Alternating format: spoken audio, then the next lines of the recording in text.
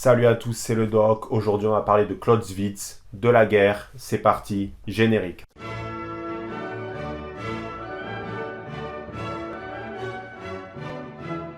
La plupart des gens, quand tu leur demandes de citer un ouvrage majeur au niveau militaire, tactique, ils vont te parler de l'art de la guerre de Sun Tzu. Alors c'est bien, mais c'est une référence qui a été vue et revue, donc le but c'est pas de te faire une énième vidéo sur l'art de la guerre, et là on va pas parler de chinoiserie, puisqu'on va parler de la guerre de Clausewitz. Alors Clausewitz, c'était un officier puis général prussien, qui est né en 1780 et qui est mort en 1831. Et tu vois, Clausewitz, il a eu une vie militairement parlant plutôt riche. Bon, déjà, à l'âge de 12 ans, il était déjà à l'armée. Voilà, toi, à 12 ans, tu jouais à la guerre avec des bâtons, tu faisais peut-être de la tectonique. Non, lui, il était sur le champ. Donc il a participé à des guerres plutôt connues comme la campagne de Russie.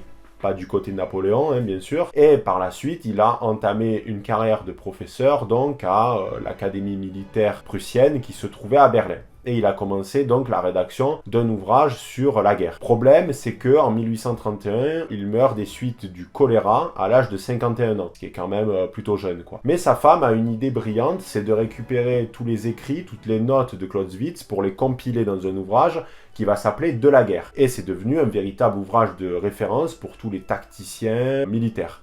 Alors, De la guerre a été utilisé par des grandes figures historiques comme Lénine, Mao, le général Patton, Eisenhower, Kissinger, et on a même retrouvé des exemplaires de l'ouvrage dans des caches donc de Al-Qaïda. C'est te dire l'impact énorme donc de la guerre de Clausewitz. Dans cette vidéo, je vais te présenter les 5 grands thèmes que Clausewitz aborde donc dans cet ouvrage majeur. Ça pourra être utile si par exemple tu veux partir en croisade pour récupérer Jérusalem ou bien envahir la Pologne ou l'Angleterre, peu importe. Et si c'est pas le cas, de toute façon, ça te sera toujours utile pour te la péter en soirée et soulever Vanessa entre deux bières. Tu lui parles de Clausewitz et tout, elle va voir prussien, elle va pas comprendre, bref. C'est un bon plan, ça. Première idée, la guerre totale. Alors Clausewitz, il théorise cette idée de guerre totale. Pour Clausewitz, la guerre, c'est pas une balade champêtre avec une petite dame, un caniche et un bébé dans une poussette. Non. C'est véritablement détruire et annihiler complètement l'ennemi que tu dois soumettre à ta volonté. Et pour soumettre ton ennemi à ta volonté, tu dois le détruire complètement, tu dois l'annihiler. En fait, Clausewitz, il fait un rapprochement entre la guerre et le duel. Le duel, c'était une pratique qui s'est introduite en Europe dès le bas Moyen-Âge, et en fait, c'était dès qu'une personne en fait te manquait de respect, tu pouvais donc le provoquer en duel, ça pouvait être au sabre ou au pistolet, et ça pouvait se conclure donc par la mort d'un des deux duellistes. Voilà, donc à l'époque on faisait des duels, aujourd'hui on fait des vidéos ou des tweets interposés pour laver son honneur. Voilà, les époques ont changé comme tu peux le constater. Donc la guerre totale de Clausewitz, c'est tout simplement utiliser tous les moyens et toutes tes ressources que tu disposes pour détruire ton ennemi. Clausewitz a posé les jalons de ce qu'on a par exemple retrouvé pendant la Première ou la Deuxième Guerre mondiale, c'est-à-dire l'effort de guerre, ou même l'utilisation de l'arme atomique, de l'atome, comme arme ultime pour détruire l'ennemi. Je pense que les Japonais ont pas trop de bons souvenirs de Fat Man et de Little Boy, si tu vois ce que je veux dire. Donc Clausewitz prône pour la destruction totale de l'ennemi. Alors est-ce que c'est Clausewitz qui a soufflé l'idée aux belligérants de la Première et la Seconde Guerre mondiale? En réalité non, c'est qu'il y a eu une industrialisation massive pendant ces deux conflits, qui a donc permis de fabriquer des armes, des munitions, etc. Et cette idée a été notamment reprise par Raymond Aron dans la plupart de ses ouvrages. Donc Clausewitz, théoricien de la guerre totale. Deuxième grande idée de Clausewitz, c'est que la guerre, c'est la continuation de la politique par d'autres moyens. Pour lui, guerre et politique, c'est exactement la même chose. Ce sont les deux faces d'une même pièce, en fait. Et tu ne peux pas comprendre la guerre si tu ne comprends pas la politique. Pour Clausewitz, la guerre n'a pas une identité propre. C'est pas un secteur propre. C'est un fragment de la politique. Pour Clausewitz, tu ne peux pas comprendre les guerres napoléoniennes si tu n'as pas déjà compris la Révolution française, puisque la Révolution française a accouché des guerres napoléoniennes. Et ainsi, pour Clausewitz, la guerre a en fait 3 dimensions. Une dimension politique et diplomatique, une dimension purement militaire, c'est-à-dire l'armée, les champs de bataille, etc., et une dimension sociale civique. Ça rejoint cette idée que la guerre est totale, puisque la guerre se pratique dans ces 3 sous-sections en quelque sorte. Troisième grande idée, le brouillard de guerre. Pour Clausewitz, tu auras beau essayer d'écrire un essai militaire parfait, il n'en demeure pas moins que tu vas pouvoir donner certes des conseils pragmatiques, mais il n'y a pas de recette miracle en fait, il n'y a pas de recette magique que si tu les appliques à chaque fois, tu vas réussir. Un petit peu comme la séduction quoi. Pourquoi? Parce que chaque guerre a une identité propre, a des belligérants propres, a un contexte qui lui est sien, et donc toutes les guerres sont différentes. D'autant plus que toutes les guerres partagent par contre une entité qui s'appelle le brouillard de guerre. Alors qu'est-ce que c'est? C'est l'idée que n'importe quel tacticien militaire va manquer en fait d'informations, notamment sur le nombre en présence d'ennemis, sur le terrain du champ de bataille, sur la météo,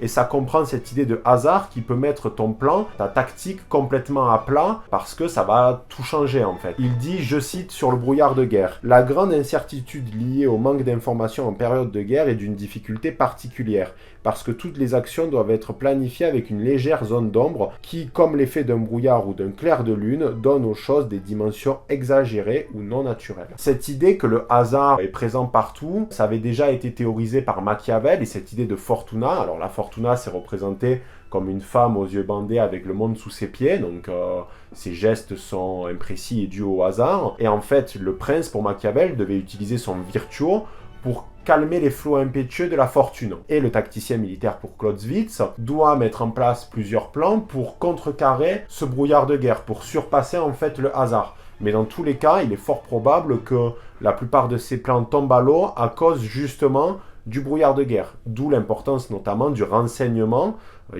militaire pour contrecarrer justement le brouillard de guerre et le manque d'informations. Quatrièmement, la petite guerre. Alors, il faut savoir que Napoléon en 1808, il va attaquer l'Espagne, il va véritablement se casser les dents parce que les Espagnols ne veulent pas être soumis à Napoléon, et ils vont donc entamer ce qu'on appelle la guérilla ou la petite guerre, c'est-à-dire des attaques asymétriques qui sont à la fois rapides, qui sont soudaines et qui essayent de faire le maximum de dégâts à la grande armée. C'est notamment des embuscades dans la région de Bayonne, etc. Et la petite guerre, ça a été repris par Clausewitz parce qu'il estime que c'est une nouvelle forme de guerre qui peuvent être particulièrement efficaces, surtout quand on a des difficultés face à notre adversaire. Si par exemple on est moins nombreux, si on manque de technologie militaire, etc. Il faut savoir que cette idée de guerre asymétrique, ça a été analysé par l'auteur français et tacticien Galula, qui est très présent notamment aux États-Unis à l'Académie de West Point. Il est très analysé parce qu'il a mis en place des tactiques de contre-insurrection.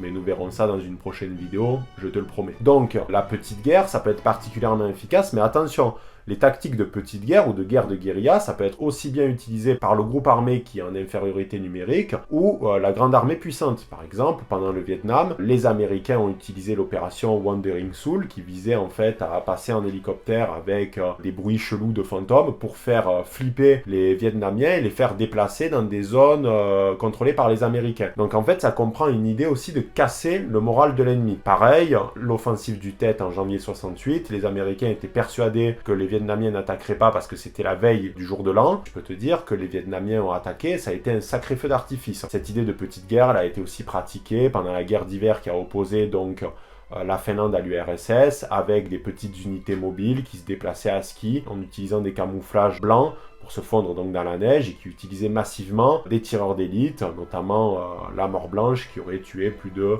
500 personnes dans l'armée rouge, quoi, particulièrement efficace. Donc la petite guerre, c'est attaquer l'ennemi quand il s'y attend le moins et casser le moral de ce dernier le plus possible, puisqu'il a en fait une supériorité par rapport à toi. Certains auteurs comme Michel Onfray estiment que les attentats que la France a connus, notamment ceux du Bataclan de Charlie Hebdo, sont des manifestations en quelque sorte de la petite guerre de Clausewitz. Et cinquièmement, la notion de courage et d'audace. Pour Clausewitz, le courage des soldats, c'est à la base de tout. Si les soldats ne sont pas courageux, ils ne peuvent pas aller au front, ils ne peuvent pas être efficaces. Et il dit que deux moyens de stimuler le courage donc des soldats, c'est soit par le biais idéologique, donc le patriotisme, ou par la religion. Pourquoi? Parce que si tu es religieux, tu te dis que si même tu meurs, ben c'est pas grave, tu rejoindras le paradis puisque tu te seras combattu vaillamment, c'est le Valhalla en quelque sorte, tu pourras boire des bières au paradis, quoi. Donc en fait, tu ne craignais pas la mort. Et d'ailleurs, on voit bien qu'aujourd'hui en Europe, la plupart des jeunes ne voudraient pas se battre pour leur pays, tout simplement parce qu'il y a une perte donc de la notion patriotique,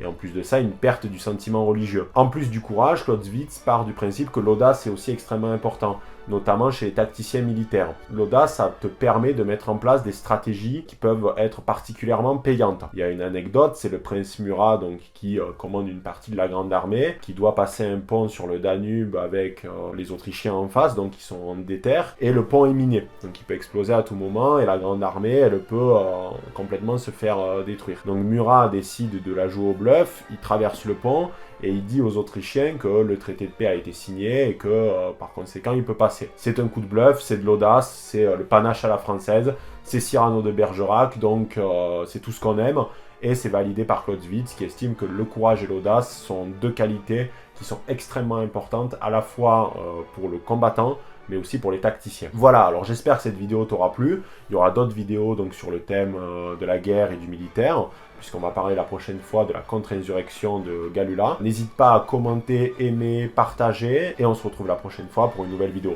Ciao, Baron.